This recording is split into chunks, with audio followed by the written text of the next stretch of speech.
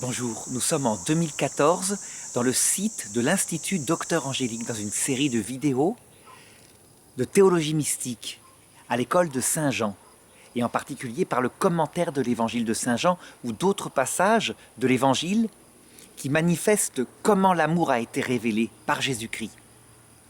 Et en l'occurrence ici, je voudrais aborder la question de la présentation de Jésus au temple.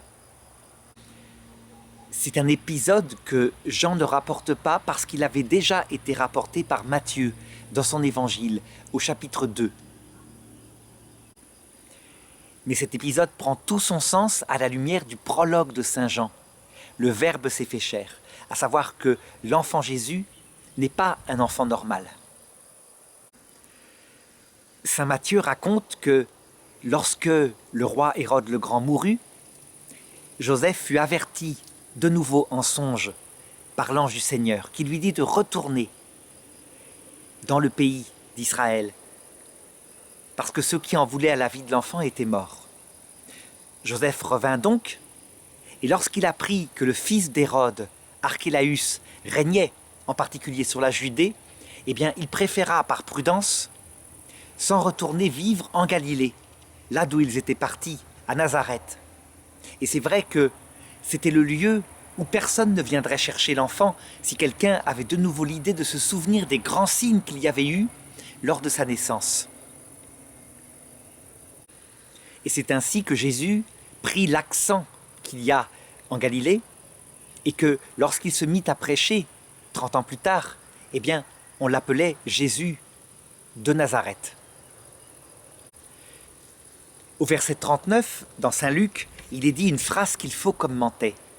L'enfant grandissait et se fortifiait, tout rempli de sagesse, et la grâce de Dieu était sur lui. Je dirais que ce verset, il faut le commenter à la lumière des repères dogmatiques qui ont été donnés par l'Église catholique au cours des siècles. On peut se demander, mais comment est-il possible que l'enfant Jésus grandisse au point de vue au moins spirituel, intelligence, alors qu'il est Dieu. Il est Dieu qui s'est fait homme. C'est d'ailleurs l'une des objections majeures à sa divinité qui sera posée par les Ariens au tout début des réflexions sur la nature de Jésus, le Verbe incarné. Eh bien en fait, ça s'explique par le fait que le Verbe, qui lui est immuable, qui ne peut rien apprendre, qui connaît tout, parce que son temps, l'éternité, contient la totalité des temps, toutes les potentialités. Ce qui s'est produit, ce qui se produira, ce qui ne se produira jamais. Et donc cette nature divine, elle ne peut pas se fortifier en intelligence, etc. Seulement, le Verbe éternel a voulu assumer une nature humaine complète. Je n'ai pas dit une personne humaine. Jésus n'est pas une personne humaine.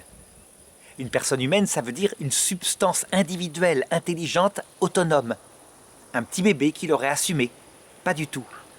Dès sa conception, la nature humaine de Jésus, au moment où l'âme est créée dans le corps qui est conçu dans le sein de Marie, est unie métaphysiquement, ça veut dire dans l'être, pour former avec le Verbe un seul être. C'est donc un seul être qui est le Verbe incarné, qui est Jésus. Et cet être, il a deux natures complète, unie hypostatiquement, ça veut dire dans l'être, l'hypostase c'est l'être en grec, dans le sujet si on veut, si bien que lorsqu'on voit Jésus qui grandit, c'est la personne du Verbe incarné qui grandit dans sa nature humaine. Sa nature divine, elle, évidemment, elle est immuable et elle reste immuable. Donc la théorie qui avait pensé que les deux natures pouvaient être mélangées pour former une troisième nature d'un nouveau genre, un peu comme l'eau se mélange à l'huile, elle est tout à fait fausse, elle est impossible. Le créé et l'incréé ne peuvent pas se mélanger comme ça. C'est une union dans l'être sans qu'il y ait mélange des natures. Eh bien, cette nature humaine complète que Jésus possède, elle grandit normalement, elle se développe et son intelligence humaine progresse. Seulement, les grands théologiens se sont demandé la chose suivante. Est-ce que dans son intelligence humaine, Jésus a découvert peu à peu qu'il était Dieu? Ça a été toute une thèse soulevée dans la deuxième moitié du XXe siècle et qui a abouti à un film qu'on appelait la dernière tentation du Christ, où on voit un Jésus-Christ vers 25 ans qui tout d'un coup prend conscience qu'il est Dieu. Eh bien, cette théorie est complètement aberrante, évidemment. Jésus-Christ ne peut pas prendre conscience qu'il est Dieu, il est Dieu. Et donc forcément, sa nature divine, si elle veut être en harmonie complète avec sa nature humaine, il faut que dès l'instant de sa conception, son intelligence humaine ait une parfaite connaissance. J'ai bien dit une parfaite connaissance, pas une simple foi. Une parfaite connaissance qu'il est Dieu. Saint Thomas d'Aquin va jusqu'à dire que, nécessairement, son intelligence humaine a donc la vision béatifique de son intelligence divine. Est-ce que c'est obligatoire qu'il y ait forcément la vision béatifique? Carrément, ça veut dire il voit face à face sa divinité, sans intermédiaire créé. Je dirais que pas forcément, mais suffisamment lumineuse pour que Jésus, dans son intelligence humaine, ne découvre pas qui il est. Le texte que je lis là ne se prononce pas. L'Église catholique n'a pas donné de repère dogmatique pour savoir s'il avait la vision béatifique ou pas. L'essentiel, c'est que le texte dit il se fortifiait, donc ça c'est une croissance dans son psychisme, parce qu'il a un vrai psychisme total, avec des sentiments. Il grandit, il est d'abord un bébé, il suce son pouce, il tète, etc. Il apprend de son père et de sa mère. Il est nécessaire qu'il ait un père et une mère, parce que sa nature sensible, qui est comparable à celle qu'on voit chez tous les animaux supérieurs mammifères, a besoin, comme les petits singes je dirais, et comme nous, un papa, une maman, qui le sécurise, c'est l'autorité de Joseph, qui lui donne plein d'amour, c'est plutôt la tendresse de Marie. Sinon, son psychisme serait déséquilibré. Évidemment, Dieu peut faire que tout soit équilibré en se passant des causes naturelles, mais il ne le veut pas. Et c'est pourquoi Joseph est son père adoptif. Il a un père et une mère, comme il est naturel à un enfant. Et on voit en plus que c'est un père et une mère équilibrés. Ça veut dire que le papa est plutôt du côté de cette nature masculine qui protège le foyer, qui met les repères, l'autorité, qui prend les décisions. L'ange apparaît à Joseph, c'est pas pour rien. Et Marie, qui l'a porté dans son ventre, est plutôt du côté de la tendresse, de l'éducation cœur à cœur, mais de manière très souple. Marie a de l'autorité, Joseph a plein de tendresse. Mais on voit bien, c'est mieux, c'est l'idéal quand un papa et une maman jouent leur rôle. Eh bien, c'est ce que Jésus a reçu. Ce qui fait que lui qui est immaculé dans sa conception, qui n'a pas le péché originel, eh bien, il a aussi les conditions à la croissance la plus équilibrée d'un petit enfant comme ça, tout pur. Le passage qui dit « il était tout rempli de sagesse et la grâce de Dieu était sur lui », eh bien, saint Thomas l'analyse en disant « il y a une sagesse qui ne progresse pas en lui, c'est la vision béatifique. Il voit sa divinité face à face. Et puis, il y a une sagesse qui est infusée par Dieu. Je dirais, un petit peu comme Adam avait reçu dès le départ une sagesse profonde qui faisait qu'il savait d'où il venait, qui il était, où il allait. Eh bien, ça, cette infusion par Dieu, elle peut progresser en fonction de son âge, en fonction du développement de son intelligence. Et puis, il y a une sagesse acquise. Ça veut dire que Jésus, il peut vraiment observer avec ses sens ce qui se passe autour de lui. Il connaît déjà ce qu'il y a dans l'homme, mais en plus, là, il l'expérimente. Il voit les luttes qui se passent dans sa famille, autour de lui, dans le village, etc. Et donc, il apprend des choses dont il se servira d'ailleurs pour ses métaphores, ses paraboles. Il observe les oiseaux, les plantes, les animaux. Quand saint Luc dit que la grâce de Dieu était sur lui, évidemment, s'il parlait de sa nature divine, elle est la grâce incréée. Mais lorsqu'il parle de sa nature humaine, elle est revêtue de toutes les grâces, mais tout de même, selon les 3 aspects que je viens d'indiquer, adaptée à son âge. Et donc, il peut progresser. Il a assumé tout ce qui était dans l'homme, sauf une chose, dit la foi catholique, le péché. Le péché originel, d'abord, il ne l'a pas, puisque la présence de Dieu remplit, évidemment, sa nature humaine. Adam et Ève avaient choisi, s'il avait eu le péché originel, hein, c'est inimaginable, ça aurait été de la pure, je dirais, division dans son être, qu'il n'y ait pas dans son intelligence humaine la présence de Dieu. Ben ça, évidemment, ce n'est pas possible. Il a la présence de Dieu. Il y a aussi les conséquences du péché originel qu'il pourrait avoir, comme par exemple le fait de ne pas contrôler tout à fait ses passions, ses pulsions.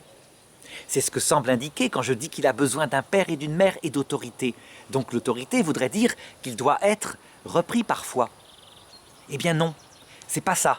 C'est pas de cette façon-là que l'autorité s'exerce avec Jésus, parce que sa sensibilité est parfaitement contrôlée par son esprit.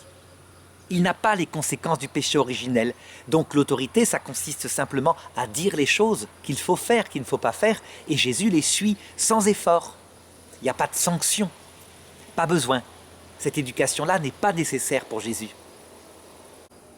Et puis troisièmement, il pourrait y avoir les péchés qu'il ferait librement, un peu comme Adam et Ève ont choisi librement, sans aucune pulsion intérieure, mais par une réflexion de leur intelligence face aux démons, de se séparer de Dieu. Eh bien, ça, Jésus ne l'a jamais fait librement. Ça veut dire que son intelligence humaine agit par rapport à son intelligence divine dans un rapport de liberté. C'est pourtant un seul être, mais le rapport entre les deux est naturel. Il est naturel à l'esprit d'agir avec liberté, et donc c'est une liberté qui se fortifie par l'expérience, tout en étant, je dirais, fortifiée dès le départ par les grâces infuses, par la vision béatifique. Extérieurement, si nous avions pu aller à Nazareth, eh bien, comme pour sa mère, la Vierge Marie, nous ne nous serions probablement rendus compte de rien. Il y a des évangiles apocryphes qui racontent des choses que l'Église a profondément rejetées comme étant fausses. Par exemple, que Jésus se servait de ses pouvoirs divins quand il jouait avec ses camarades, qu'il prend une boule de terre, qu'il souffle dessus et il sort un oiseau. Ça non, jamais. Rien ne se voit. Jésus cache ce qu'il est, volontairement, pendant des années, pendant 30 ans, avec cette interruption que je vais raconter aujourd'hui, qui est la présentation au temple à l'âge de ses 12 ans. C'est le seul moment, raconte l'Écriture, où il a manifesté avant qu'il entre dans son apostolat, donc vers 30 ans, qu'il a manifesté extérieurement à sa mère qui il était. Et elle le savait, mais elle ne le voyait pas.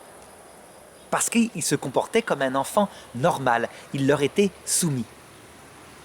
Et voilà ce que raconte saint Luc, à partir du chapitre 2 au verset 41. Chaque année, les parents de Jésus allaient à Jérusalem pour la fête de la Pâque. Quand il eut 12 ans, ils firent le pèlerinage, suivant la coutume. Comme ils s'en retournaient à la fin de la semaine, le jeune Jésus resta à Jérusalem sans que ses parents s'en aperçoivent. Pourquoi l'âge de 12 ans? L'âge de 12 ans, dans toutes les civilisations à peu près, on peut dire que c'est l'entrée dans la puberté. Et c'est marqué dans les anciennes civilisations par l'entrée dans l'âge adulte. Il n'y a pas d'adolescence à l'époque, parce que, tout simplement, il n'y a pas, sauf dans quelques milieux qui sont, je dirais, comme maintenant, c'est-à-dire qui sont extrêmement cultivés, qui sont adonnés aux études, il n'y a pas une situation où l'enfant serait à la fois pubère et en même temps dépendant entièrement du revenu de ses parents, ne travaillant pas et pour étudier. À l'époque, on est projeté dans le travail dès l'âge de 12 ans et même quelquefois avant, si bien qu'on passe de l'enfance à l'âge adulte. On coopère à l'argent qu'on gagne dans la famille. Et ça, psychologiquement, ça change complètement les choses, ce qui fait qu'il n'y a pas cet âge intermédiaire où, par quelque chose de soi, on est encore enfant, et par quelque chose de soi, on est déjà adulte. Chez les chrétiens, les catholiques en particulier, vers 12 ans, il y a la profession de foi. La première communion, celle où on reçoit Jésus dans son cœur, est beaucoup plus tôt. C'est à 7 ans, c'est l'âge de raison. Ça veut dire qu'on peut comprendre ce qu'on reçoit. Mais à l'âge de 12 ans, c'est ce qu'on pourrait appeler une sorte de baptême nouveau. C'est le baptême, le seul baptême qui a été donné bébé. Mais cette fois, c'est plus la foi de ses parents, c'est plus la foi de ses parrains. C'est la foi de soi-même. On proclame sa foi et on reçoit la confirmation qui fait qu'on est adulte dans la foi. Eh bien, ce sacrement de confirmation qui est fait vers l'âge de 12 ans dans l'Église catholique, habituellement, mais maintenant qui est retardé parce que souvent, il y a de l'immaturité. Et c'était souvent le sacrement de la renonciation à la foi plutôt qu'à la foi. Donc quelquefois, on le garde pour l'âge adulte. Mais traditionnellement, disons que tout d'un coup, l'enfant est considéré croire par lui-même. Et donc il reçoit cette force de l'Esprit Saint. Il est capable de témoigner comme un adulte de sa foi. C'est donc lié à la croissance naturelle, l'adolescence. Et de la même façon, chez les Juifs, les garçons, il y avait la bar mitzvah. Chez les filles, l'équivalent. Chez les garçons, ça consistait en un rituel où on pouvait pour la première fois, à la synagogue, lire la parole de Dieu et éventuellement la commenter.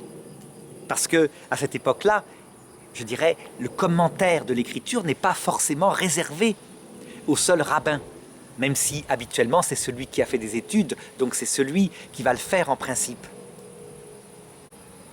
Et donc aussi, théoriquement, l'enfant n'est plus avec ses parents dans un rapport d'obéissance. Il va entrer dans un rapport d'adulte à adulte, de conseil à conseil. Alors bien évidemment, c'est théorique. Dans la réalité, évidemment, ça ne se fait pas comme ça d'un coup. Et donc les choses se font aussi progressivement.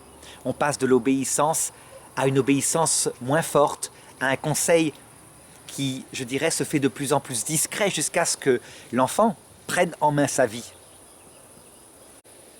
Eh bien, à la lumière de l'Évangile selon saint Jean, qui montre que Jésus est le Verbe éternel fait chair, il décide, parce qu'il a 12 ans, donc il se soumet à cette coutume du peuple juif, de donner un apprentissage à ses parents, un apprentissage important, pour la première fois, je dirais.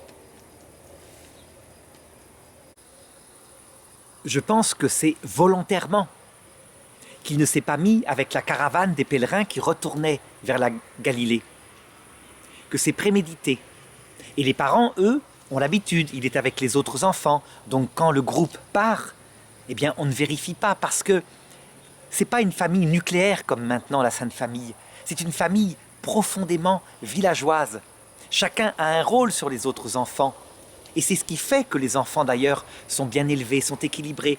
Si on voit un enfant qui n'est pas le sien qui fait une bêtise, n'importe qui peut le reprendre et l'apporter aux parents sans que les parents s'offusquent en disant « il a exercé une autorité qui ne lui appartient pas ». Donc il est avec les autres enfants en principe. Et puis on commence à voyager. Le texte dit « pensant qu'il était avec leurs compagnons de route, ils firent une journée de marche avant de le rechercher parmi leurs parents et connaissances. Ne le trouvant pas, ils revinrent à Jérusalem en continuant à le chercher. » On devine l'affolement de ces parents-là.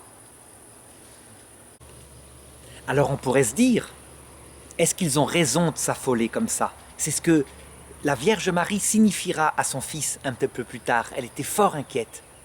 Est-ce qu'ils n'ont pas manqué de foi? Parce que tout de même, ils savent maintenant qui il est. Ils savent qu'il ne peut rien lui arriver, qu'une armée d'anges le protège, évidemment. Seulement, je crois que cette foi profonde ne supprime pas la prudence. Ils savent ce qui s'est passé il y a 12 ans, comment des êtres pervers ont voulu profondément le tuer. Je dirais que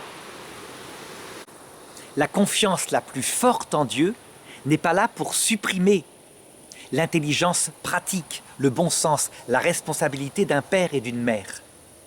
Donc, ils repartent et ils le cherchent partout, fort inquiets. C'est au bout de 3 jours, dit le texte, qu'ils le trouvèrent dans le temple. 3 jours.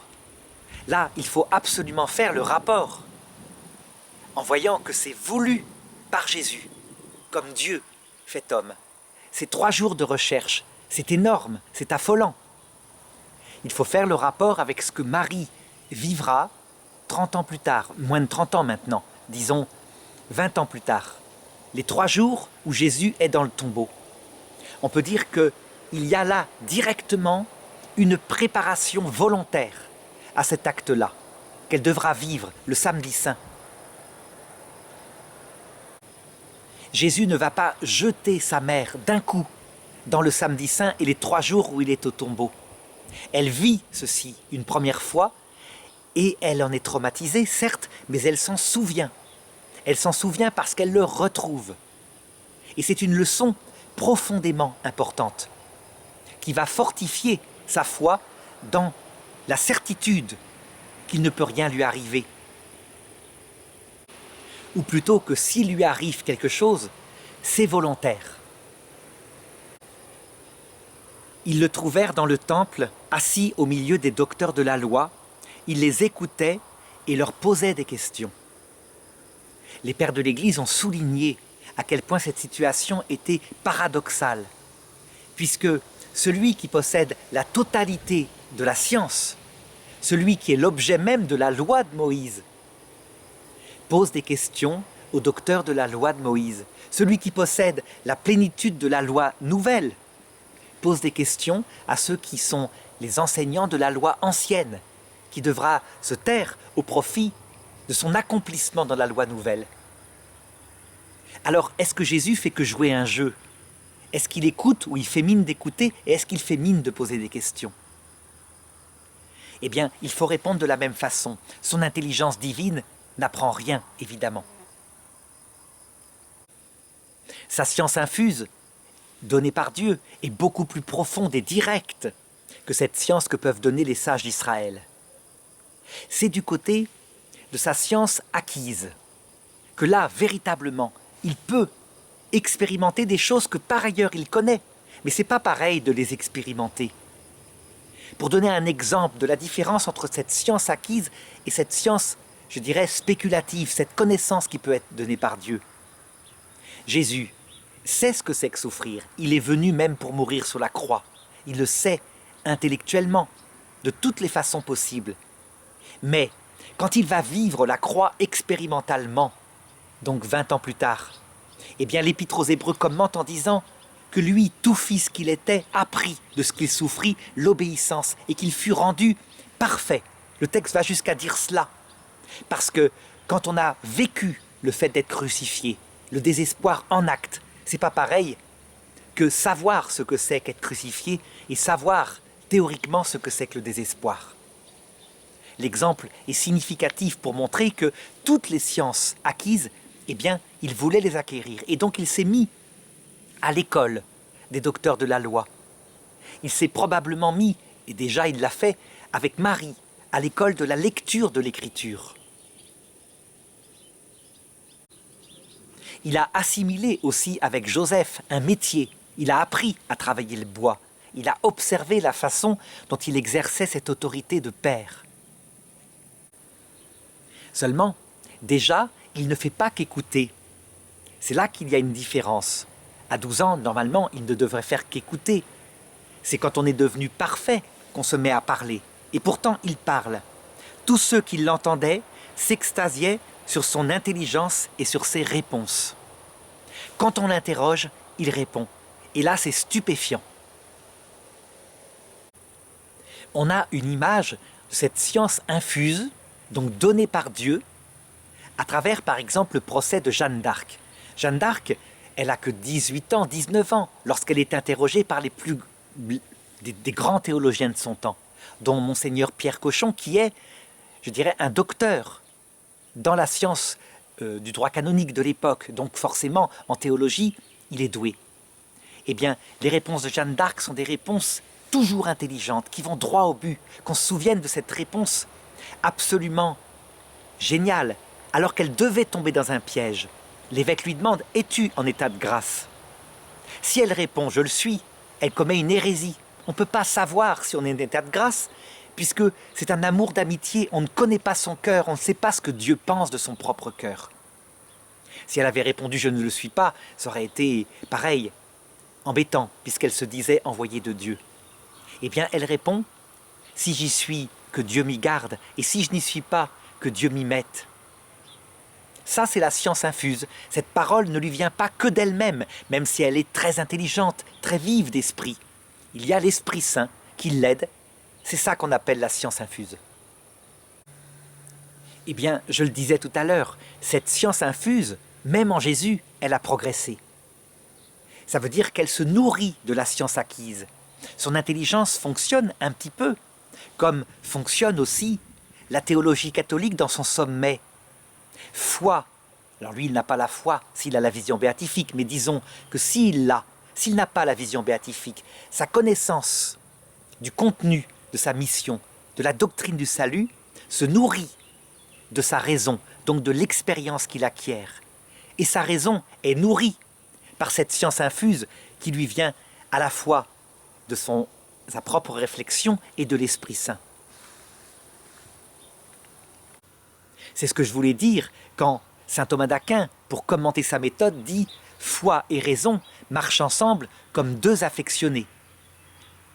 Eh bien, en Jésus, science infuse venant de Dieu et raison, c'est-à-dire science acquise venant de l'observation et de ses raisonnements, marchent ensemble comme deux affectionnés. Le texte continue. En le voyant, ses parents furent stupéfaits, et sa mère lui dit « Mon enfant, pourquoi nous as-tu fait cela?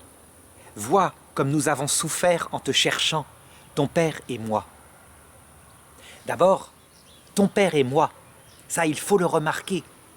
Joseph, père adoptif, est son père, véritablement. Plus que s'il était son père biologique.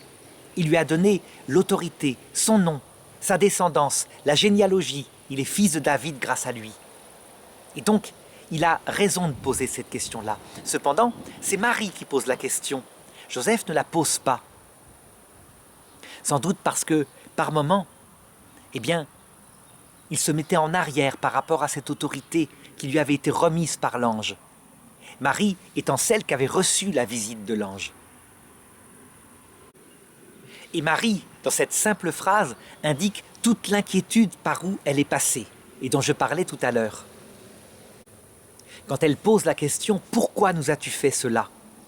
Eh bien, je pense qu'on a là, de manière allégorique, la question que nous allons tous poser lorsque nous verrons le Christ à l'heure de la mort, après être passé par cette vie qui est par moments si dure, et en particulier par le passage de la mort. Lorsque, avant de le voir véritablement, nous serons questionnés par rapport à tout ce qui a pu nous arriver de mal, parfois la perte de ses parents, la perte d'un enfant, etc. Mon enfant, pourquoi nous as-tu fait cela?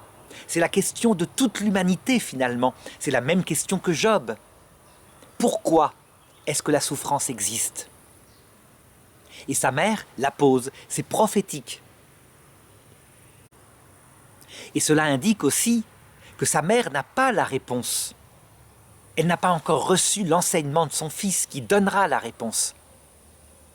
Elle pose la question au Messie, au nom de toute l'humanité. Elle ne le fait sans doute pas consciemment. Là, dans son sens propre, littéral, elle demande simplement « Pourquoi nous as-tu fait cela ?» Jésus, lui, il comprend tout, non seulement dans ce sens humain, mais selon le sens divin qu'est la question, à chaque fois. Et on en a quelques analogies, par exemple aux noces de Cana, quand Marie demande « Ils n'ont plus de vin ». Là, Marie est beaucoup plus mûre, elle a compris davantage de choses. Elle demande, je pense, explicitement, dans un langage commun, une communion commune, le salut, la grâce, que ça vienne enfin. Eh bien Jésus, il lui répond. Il lui répond certes par le vin, il va le fabriquer, mais il lui répond non seulement par la grâce, mais par la question de sa crucifixion. Que Marie n'est pas encore conscient qu'il va vivre parce qu'il ne l'a pas encore annoncé. Il pense à son sang qu'il va donner. Donc à chaque fois, d'étape en étape, il l'a fait monter d'un degré vers l'autre. Et Jésus leur répond quelque chose qui est stupéfiant pour eux. « Comment se fait-il que vous m'avez cherché? Ne le saviez-vous pas? C'est chez mon Père que je dois être. Il y a d'autres traductions qui disent « Je me dois aux affaires de mon Père ». Alors attention, il ne faut pas croire que Joseph a pris ça comme étant un rejet de son autorité paternelle. Pas du tout, Jésus n'est pas comme ça. Joseph, il sait parfaitement qui est Jésus, qu'il est le Messie. Donc ils comprennent, là je dirais au sens littéral, le sens. Les affaires de son Père qui est dans les cieux. Il se doit aux affaires de son Père. Quand Jésus leur dit « Pourquoi m'avez-vous cherché ?» Évidemment, il ne veut pas dire qu'il ne devait pas le chercher et puis rentrer à Nazareth et puis qu'il serait rentré tout seul. C'est plutôt « Pourquoi tant d'inquiétude ?» C'était pas la peine de s'inquiéter comme cela. Parce que, véritablement, ils le savent, sa mission est décidée et sa mission est protégée. Donc là, il y a aussi une éducation qui les fait passer de leur rôle humain, horizontal, à un regard vertical sur ce qu'il est, sur sa mission. Toujours est-il que l'Écriture le reconnaît, mais ils ne comprirent pas ce qu'il leur disait. Et donc ça montre bien que maintenant, Jésus, adulte, va se faire éducateur de ses propres parents, alors que jusqu'ici, ses parents avaient pu lui donner une éducation humaine. Et cette éducation que donnera Jésus passera de ce niveau humain à cette promesse de la grâce, donc l'explication de ce qu'on fait sur terre, un enseignement, puis à cette annonce de la passion qui donne, je dirais, de manière vitale, l'enseignement profond. Puis, de cette éducation à l'absence, lorsque Marie vide l'Eucharistie et que Jésus est parti dans l'autre monde. Puis de cette éducation à l'entrée dans la vie éternelle, la vision béatifique. Donc de grâce en grâce, d'étape en étape, Marie sera amenée à approfondir de plus en plus le mystère. Et de la même façon, d'ailleurs, l'Église. Jésus donne la totalité de la révélation. Tout est présent dans la tradition et l'Écriture. Pas l'Écriture seule, il y a aussi la tradition, donc l'Esprit Saint dans le cœur des saints. Mais l'Église, elle progresse, elle prend conscience des choses peu à peu. Au début, la Trinité. Puis, à côté de ça, elle a des théories qui ne peuvent être pas justes. Chez les théologiens, je parle. Je ne parle pas de l'Église comme magistère. Comme par exemple, l'idée que des enfants morts sans baptême pourraient être séparés de Dieu pour l'éternité. Et puis, d'étape en étape, au fur et à mesure que l'Esprit Saint rappelle tout ce que Jésus a dit, l'Église approfondit, même par sa dogmatique, mais aussi chez ses grands saints, chez ses grands docteurs, ce que Jésus avait dit et qui, une fois que c'est redit, eh bien, apparaît explicitement dans l'Écriture. Par exemple, pour les enfants, laissez venir à moi les petits-enfants, ne les empêchez pas. C'est clair. Un petit bébé mort sans baptême, ça ne se damne pas.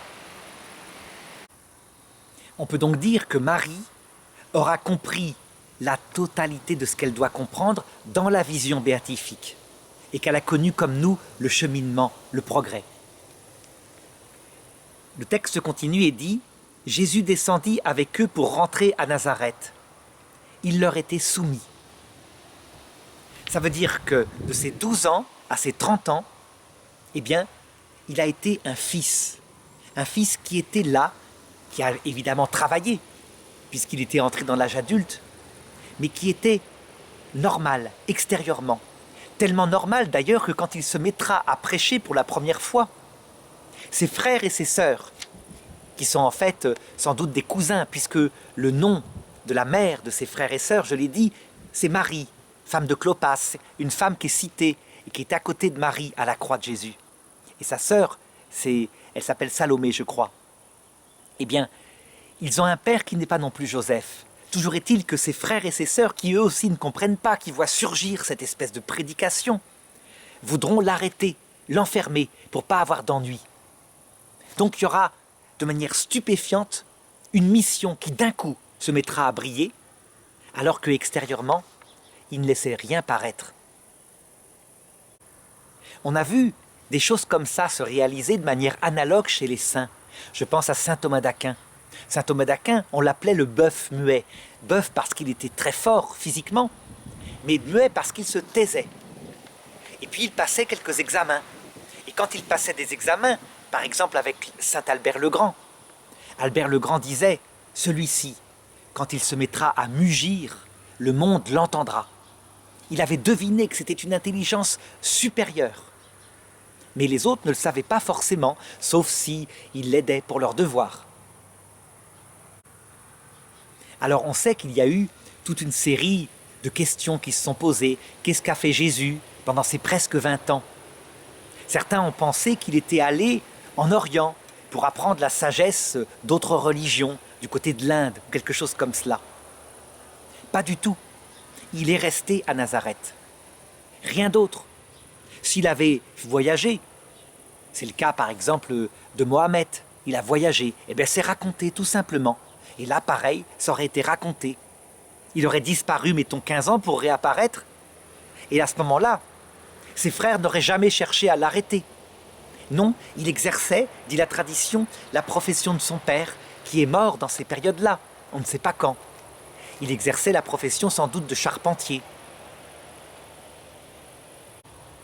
Et sa mère, quant à elle, eh bien, elle n'avait que ces gouttes de lait, l'annonciation, ce que Siméon avait dit, ce que Anne avait dit, ce que Jésus avait dit à 12 ans, qui faisait sa compréhension du mystère, et puis sans doute des conversations.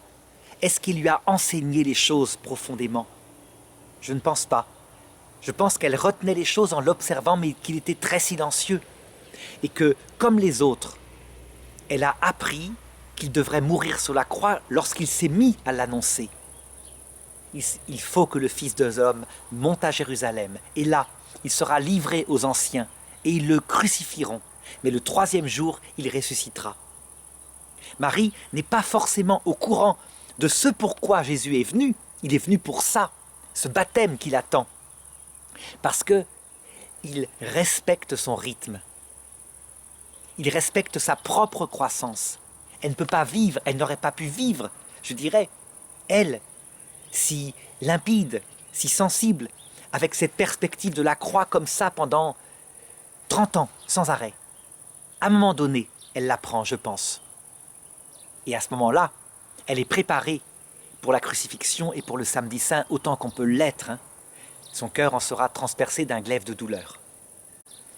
Et le texte insiste en disant, quant à Jésus, il grandissait en sagesse, en taille et en grâce, sous le regard de Dieu et des hommes, tandis que Marie gardait tous ces événements dans son cœur.